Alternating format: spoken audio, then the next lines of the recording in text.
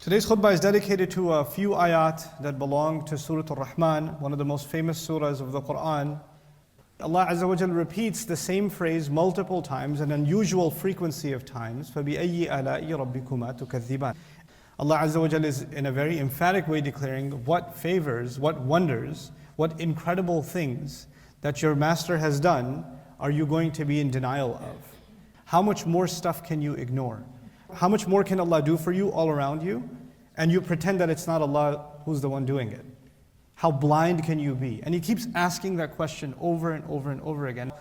Why does Allah repeat Himself like that? And it's also baffling because in the beginning Allah talks about what He created in the world and then asks that question. Later on He's going to start describing Judgment Day and He'll ask that question again. Then a few ayat about Jahannam, then He'll ask that question again. Then every few ayat about Jannah, He'll ask that question again. So it's not like it's the same subject. There are literally 5 different subjects in the surah and He still asks the same exact question over and over and over again. Quran is bilisanin Arabiyyin mubin. Allah even says, illa bilisani qawmihim. Messengers came in the language of the people. And the Arabic of the Quran is very clear. In other words, you don't have to come up with some exhaustive, technical, complicated, philosophical explanation. It's actually very natural. When someone is angry with you, they repeat themselves. For example, a teacher is yelling at the students because most of them failed a test. Didn't we go over this? Didn't we review this 10 times? Did I not teach you? Did I not do my job? In other words, when a teacher repeats those questions, it's an expression of, I did everything I could, why didn't you do your part? The more he repeats that question is an expression of how angry he is and how upset he is with people who've taken advantage of a teacher who did everything he could for every single student. Is there any question? I'll stay after class, I'll help you however I can, and you still do this. And you still fail the exam, and you still miss the most obvious. Allah Azza wa Jal, as angry as He is in this surah, it's so amazing that He began with what of His names? Ar-Rahman. Ar-Rahman. Because if He wasn't Ar-Rahman, then anybody else who made Allah this angry, they wouldn't exist anymore. They would have been in Allah's punishment already. So the point of the surah is that you and I, or humanity rather, has made Allah extremely upset. And the only reason Allah is not executing what they deserve is because He's Ar-Rahman. Particularly the first audience of Rasulullah sallallahu alaihi wasallam, Allah Azza wa Jalla is talking to Quraysh. 10 years Rasulullah sallallahu alaihi wasallam is reciting the Quran to the people of Makkah, and then comes Surah Al-Rahman. So it's a long time into the period, the Meccan era, that this surah is revealed.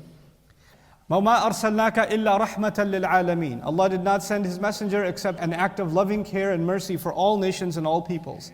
But the special favor was done, هُوَ الَّذِي بَعَثَ فِي الْأُمِّيِّينَ رَسُولًا. Among the unlettered, among these Arabs who had no civilization, they had no massive buildings, they had no great armies, they had no great accomplishments, they had nothing. They were the nobody of the world. And Allah decides to send His greatest messenger to them. Maybe they're not great in the worldly sense. Maybe then they're great in the spiritual sense. Maybe these are people that worshipped Allah or had proven themselves in ibadah. No, these were people of shirk also. So in the worldly sense, they were the most backwards, and in the spiritual sense, they were also the most backwards. And forget being the most backwards, in India or in China or in other places, you will find, Buddhist temples and Hindu temples and things like that. Here you found the house of Allah built by Ibrahim alayhi salam turned into a temple. That's far worse a crime than any other pagan place. Any other place, they built it to worship idols to begin with. But they've actually taken a place that was pure and corrupted that place. So they are in the spiritual sense the most backwards. They are in the worldly sense the most backwards, relegated, useless. Even the Roman Empire doesn't want to conquer them. They're not interested. Because what are they going to get out of the desert? They don't care. The Persians don't want to conquer them. They're left alone to their devices, herding and being Bedouins in the desert, and that's it. They're left alone. And those people Allah chose to give the best of all messengers, sallallahu alaihi wasallam, the most incredible of the one that was sent as a model to all of humanity, and then He gave the greatest revelation, the Quran, to those people. And then He decided He won't just give them the whole thing at once. He will give it to them in their language, first of all, from a person who they already respect, so they're inclined to listen.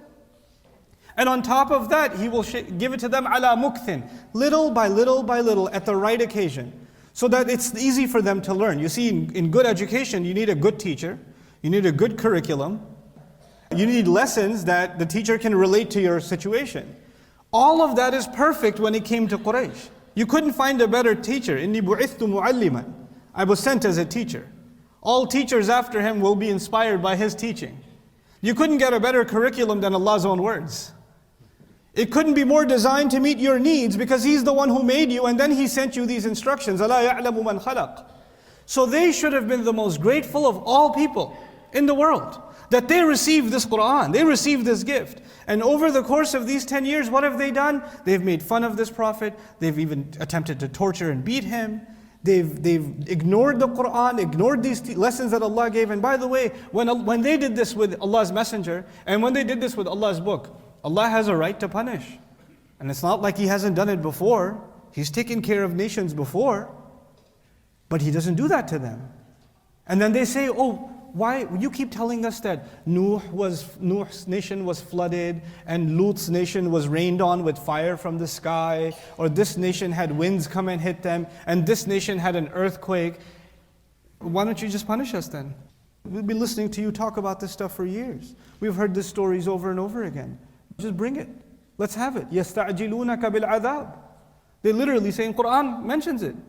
They're trying to tell you to hurry up, bring it. Bring the punishment already. Let's hurry this up. Let's expedite this process. And in response to that, Allah says, Ar-Rahman. You've made me plenty angry. You deserve it. But I'm going to be Ar-Rahman to you. And I'll speak to you differently. This is the mercy of Allah. Why this is the final revelation, the Muslims need to understand. Allah Azza wa Jal, when previous nations defied Him, He would annihilate them. They would not be left on the face of this earth. But Allah did a mercy like He never did before in the history of all the prophets, by sending Rasulullah sallallahu alaihi wasallam and sending the most merciful of His kalam.